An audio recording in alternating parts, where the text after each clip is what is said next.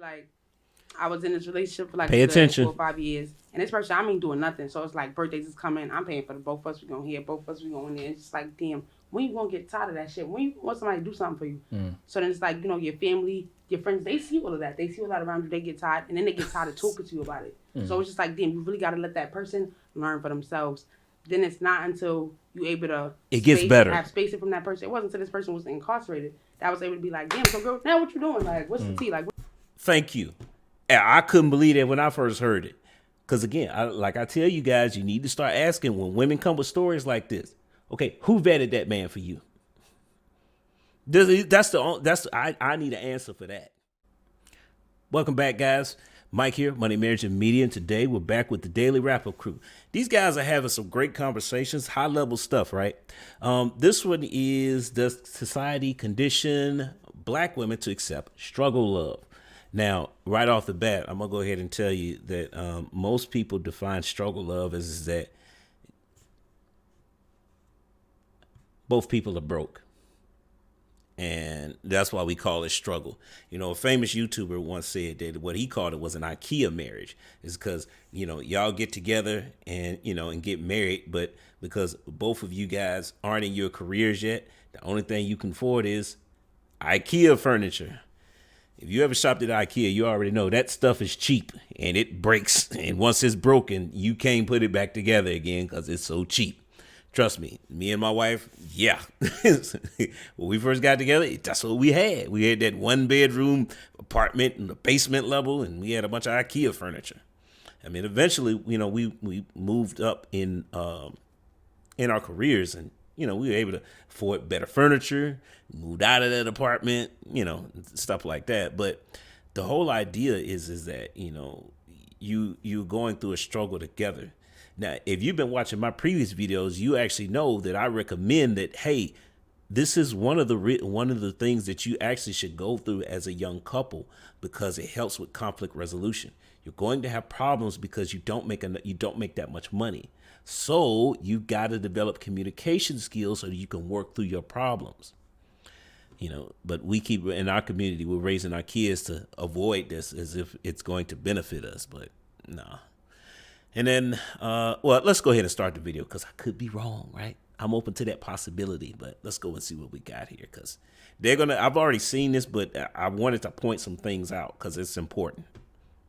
Accept struggle love. You shaking your head over there. Break it down for us. You like, I've been waiting for this.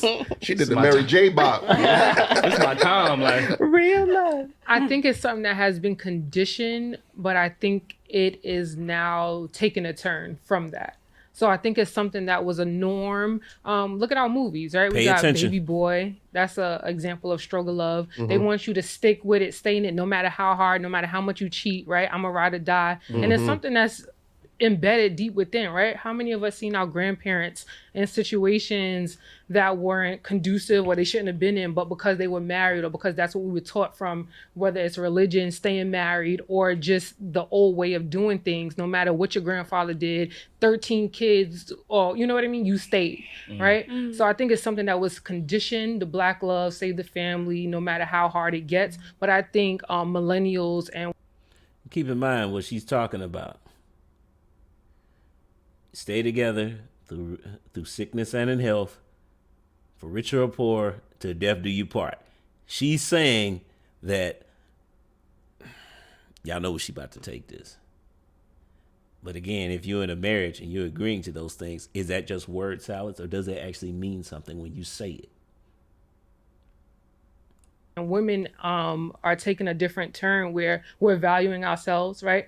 We're having, we're entrepreneurs, we have more money, so we don't have to stay in these situations. And we're becoming more comfortable with the fact that I'm okay with being single. If love doesn't find me, I'm okay and I'm comfortable with being by myself because I can provide for myself. I'm okay. More independent lives, right? Let's go ahead and put this right over here. Average income in the state of New York for women, $30,000. Oh, but we're more entrepreneurs, right? Yeah, this includes all those women who are claiming to be entrepreneurs. Are they making all this money? Independent lies. I'm telling you. So what's really going on here is that there is some truth to what she's saying, because women do make more currently than every generation previous. But here's the problem, though. Inflation and cost of living is higher than it's ever been before as well. So there's not that much of an improvement. You just think it is because, well, I made more money than my grandma did. She stayed with grandpa because she was broke. Well, I ain't broke. No, grandma stayed with grandpa because they knew the importance of raising a family. See? So whereas our generation is they're looking at previous generations. It's like, you was stupid for staying through all that stuff. No. Grandma knew her place, and she knew that her place was with the family, because raising a family was more important than all the issues that come up.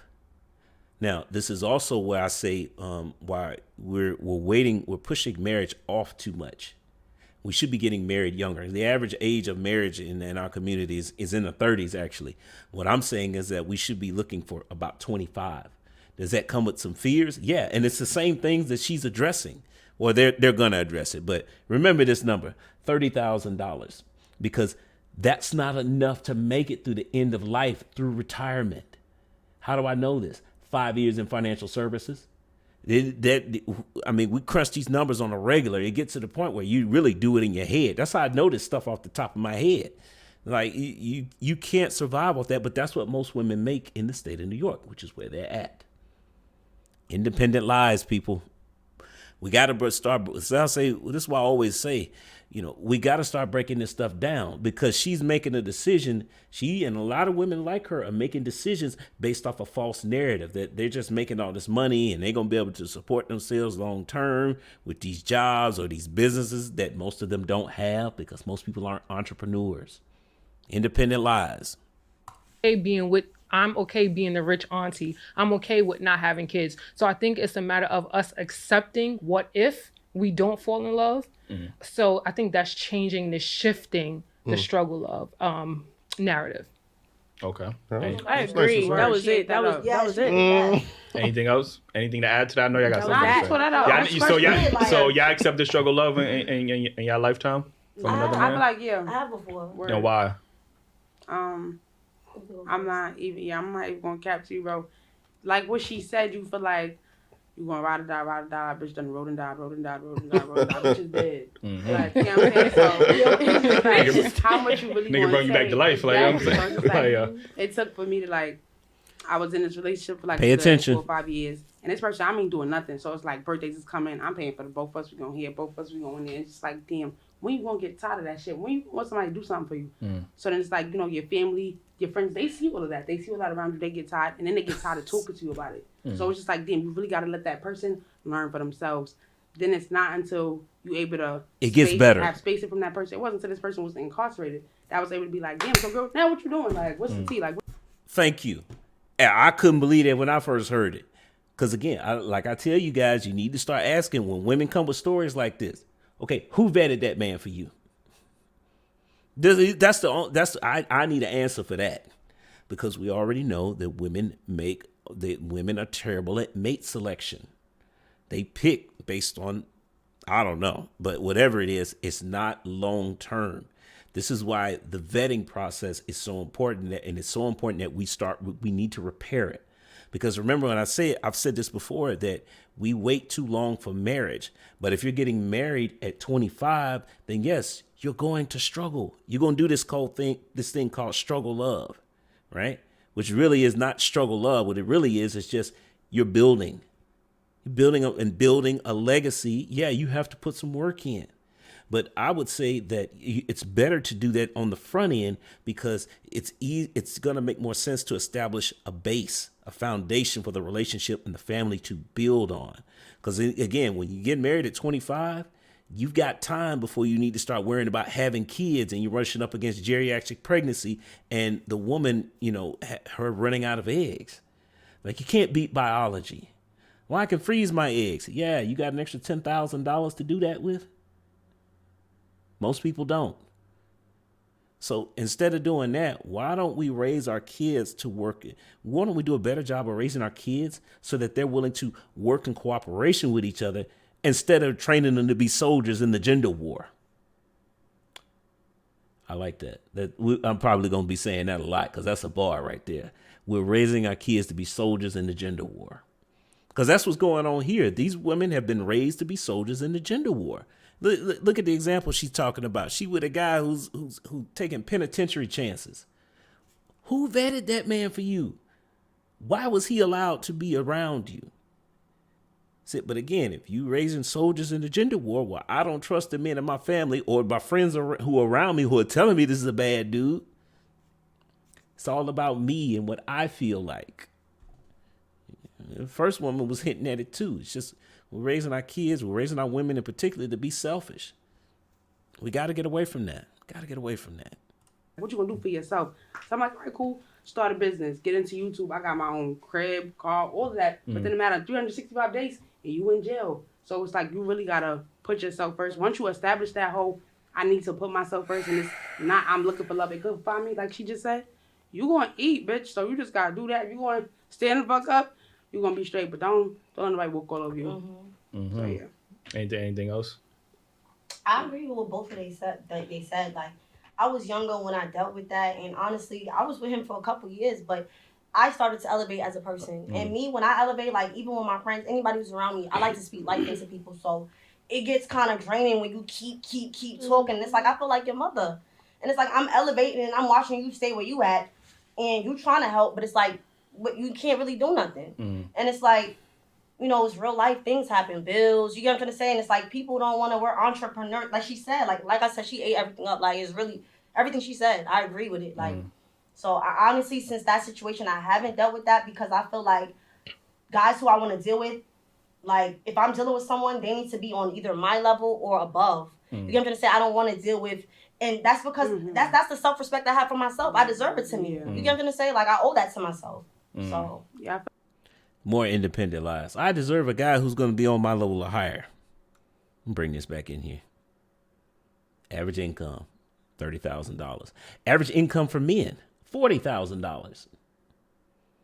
So if most men are making more, than if the average man is making more than the average woman, well, what's she talking about then?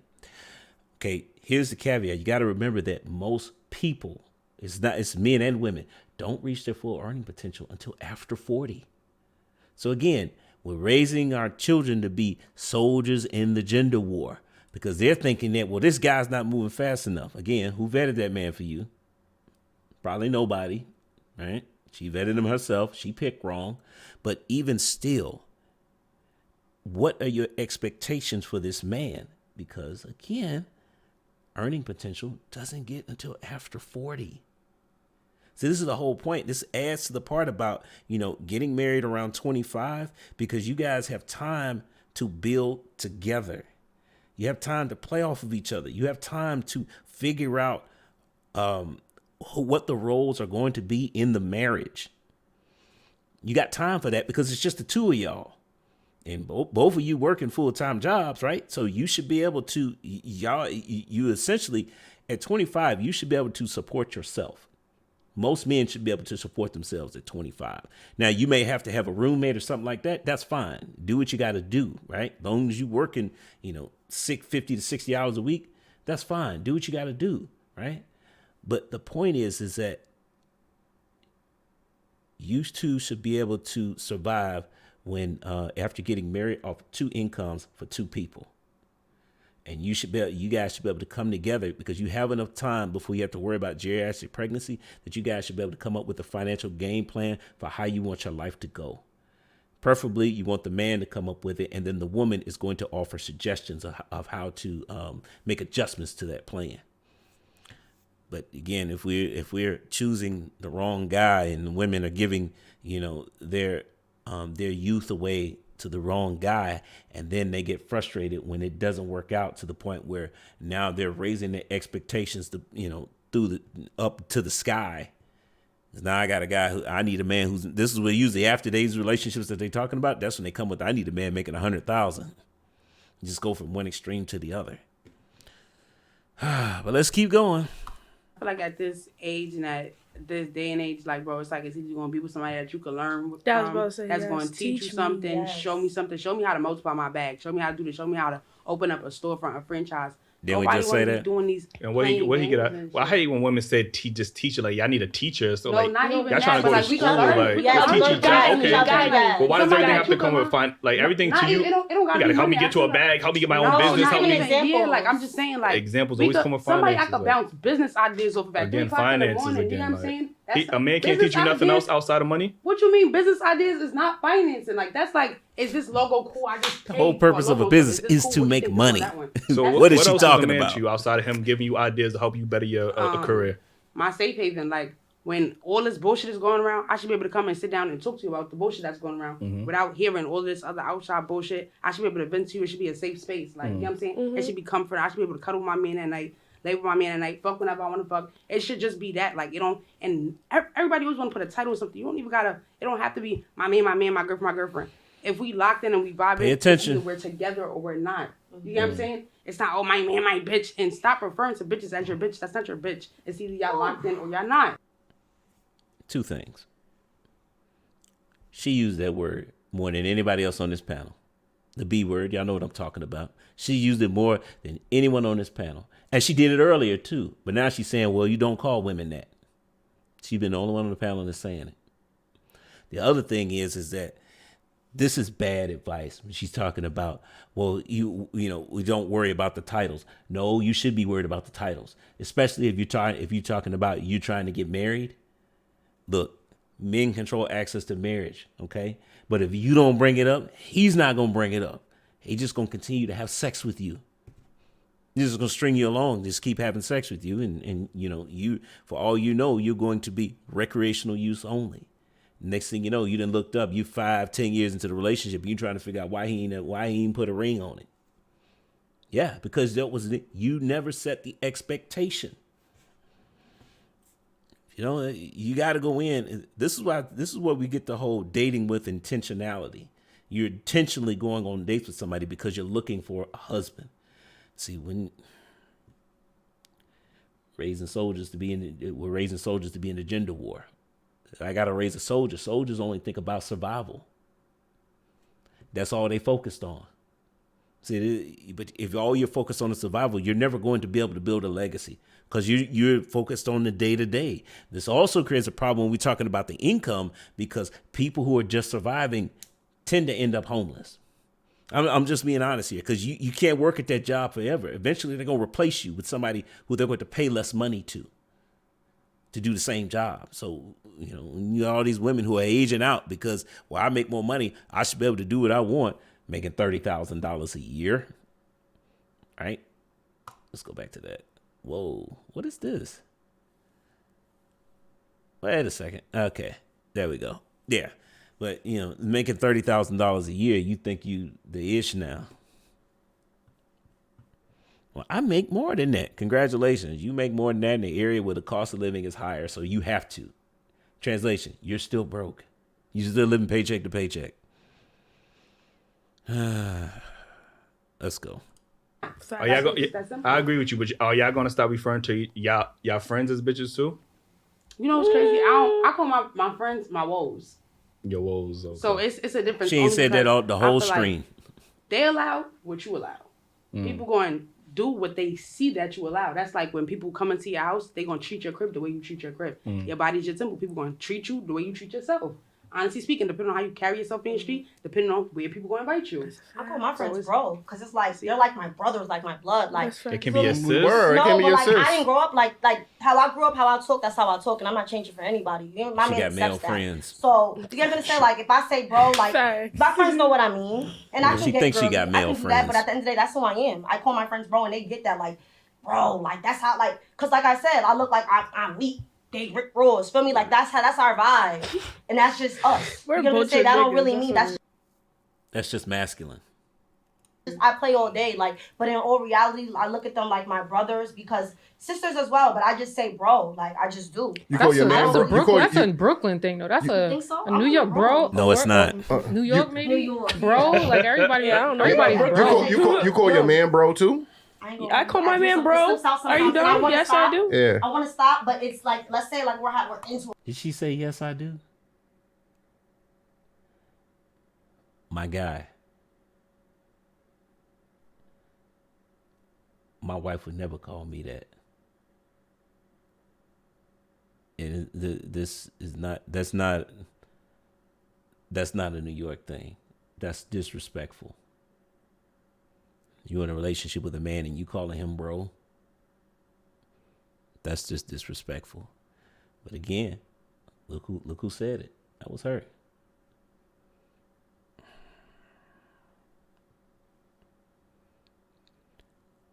Conversation. You see how I'm talking? I'm fast. It would just slip out, but I would never be like, "Yo, bro, Pat." No, babe. Bro is the new son. It wasn't like son. Yeah, exactly. It's your son.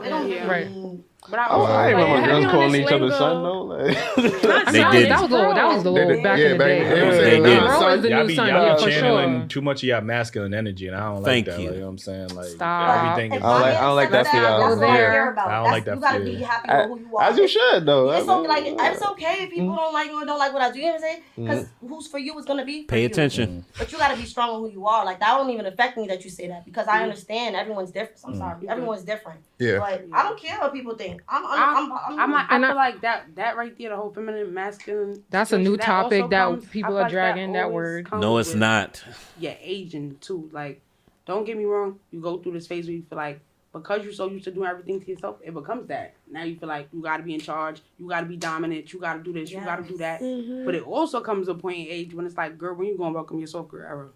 You get what I'm saying? Like when you just gonna shut up and just. You get what I'm saying? Mellow out. But you can't say you have that and you saying you Rick Ross and Meek Mill. I said I feel like I had that. But once I went through certain things in my life that I don't really You ain't even say Young Miami and you ain't even say reference women. No, you got reference niggas. niggas. I don't want to. You want to be like niggas. I don't want to be. No, when I look at Rick Ross, I'm talking about the bond that they have. I don't want the type of bond that they have over designer bags and over that type of stuff. I don't care about that. Me and my friends, we vibe over music. You get what I'm trying to say? So don't get. She missed the point.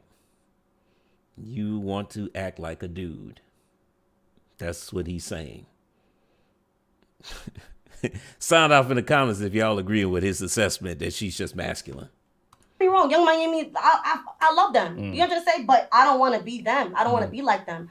The vibe that like they like Meek and them they be having is be all off of like to me. I don't even know these people, but I'm just saying like the music. I vibe with my friends, so we be calling each other that because that's the type of music we listen to and vibe to together. You know what I'm saying? We listen to it here and there, but that's not really my thing. Like, yeah, I think just to go back to the topic, I do agree that society is conditioning Black women to accept struggle love.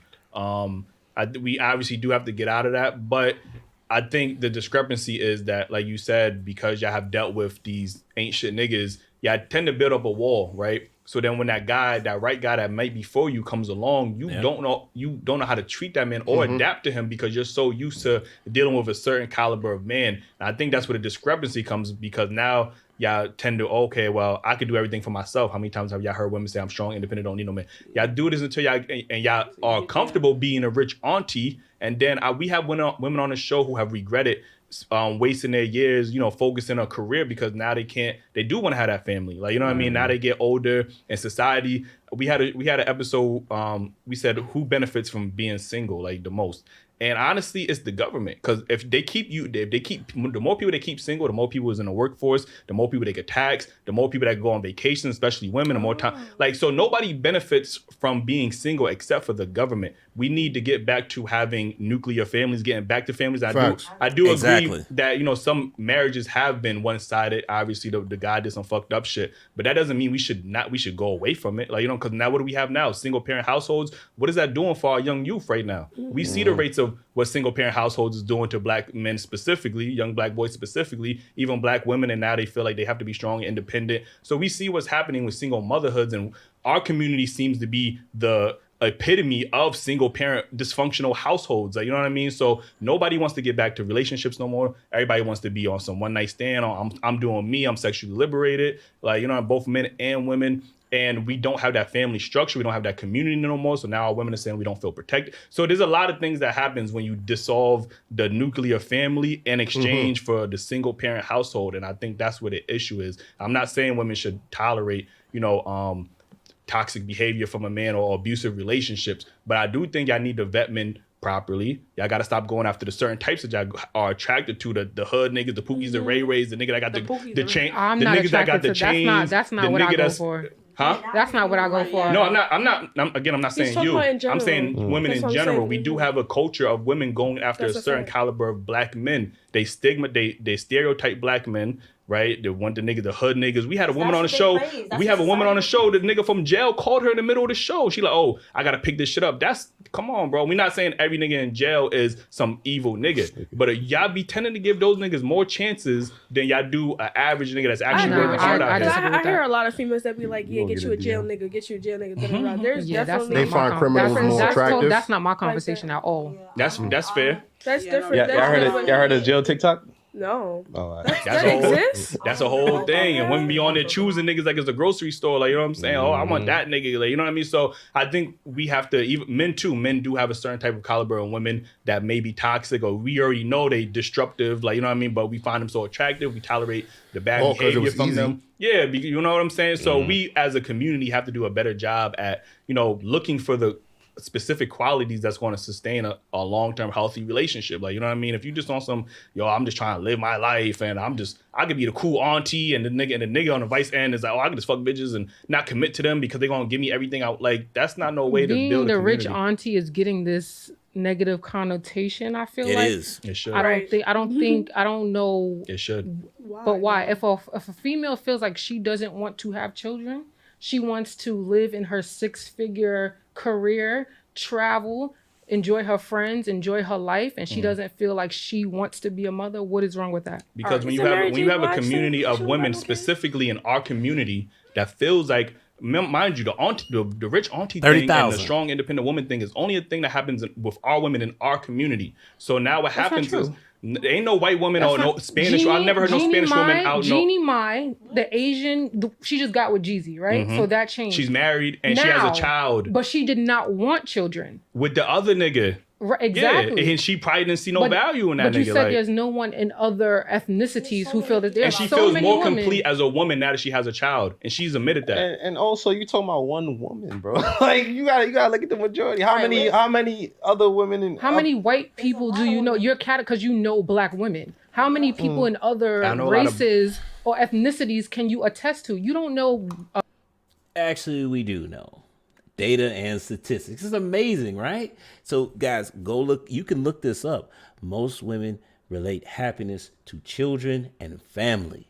This is why when you get, like, there have been several shows when you get women who are older, and 35 and they 45 and they're at the age range that they're talking about, where they're talking about the rich auntie, which is